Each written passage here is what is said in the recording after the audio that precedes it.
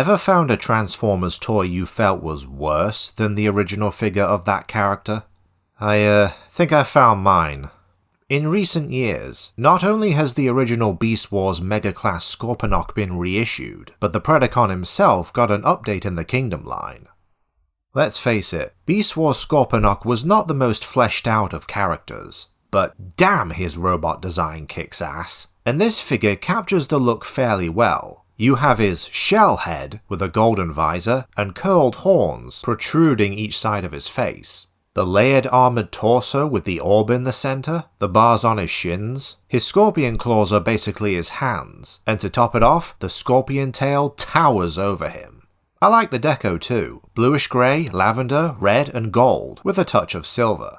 Sadly, the awesomeness is diminished slightly by his dumpy proportions. Whether the legs are too short or his waist is too high, it's not a flattering look.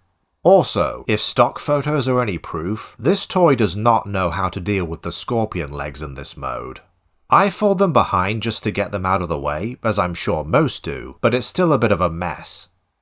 Scorponok's articulation is pretty good. The head is ball jointed, the shoulders are universal, the elbows bend 90 degrees, and he has swivels in the biceps and above the claws. Full waist rotation is blocked by this bit of plastic.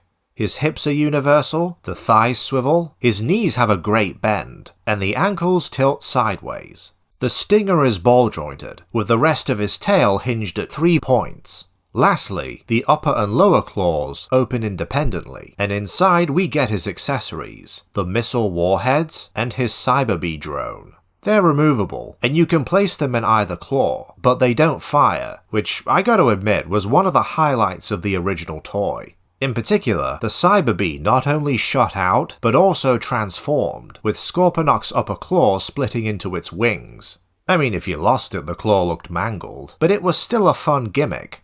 I get these are too small to be spring-loaded, not to mention the toys are different size classes. Doesn't make it less underwhelming. Scorponok's transformation will leave you asking, that's it, once you're done. To be fair, the way each robot leg converts differently, with one folding underneath and the other tucking inside the tail, with the heel spurs slotting through a hole to form a barb. That's a neat twist, as most robot limbs tend to transform symmetrically. For the former leg, the torso splits open lengthways first, so naturally you close it back up, right? That would properly store the leg and make the scorpion more solid. Not happening. The robot head doesn't completely fold inside either. The best I can say is that the resulting underbelly props him high enough to create the illusion of his beast legs holding him up. As per his kingdom kin, Scorponok takes on a more lifelike beast mode. The head is anatomically accurate, tiny eyes, chelicerae, and thus completely devoid of emotion without the humanoid eyes and brows. Then there are those segments, or sternites, which created the aforementioned layered armor aesthetic. His claws are both downsized and curved, and lastly the tail's stinger isn't flat like on the old Mega Class Scorponok. Speaking of, this lacks that toy's tail lashing gimmick, which, again, I can understand on a smaller figure, even if it was a neat trick. Sadly, while the upper hinge and stinger still function, the bottom hinge, which should be the most effective joint, is useless since the concealed robot leg can't move along with the tail. At best, you need to pull out the leg and fold it flush against the tail, and even then, you still have this cavity in the tail to contend with. The scorpion legs are ball and sockets, with the middle two on each side sharing a joint. In addition, each set of 4 connect to the thorax on a unified hinge. The results are about as dynamic as on a real scorpion. At least the claws retain some of their articulation from robot mode. I'll admit, my thoughts on this one are coloured by the fairly enjoyable Mega Class toy of years past.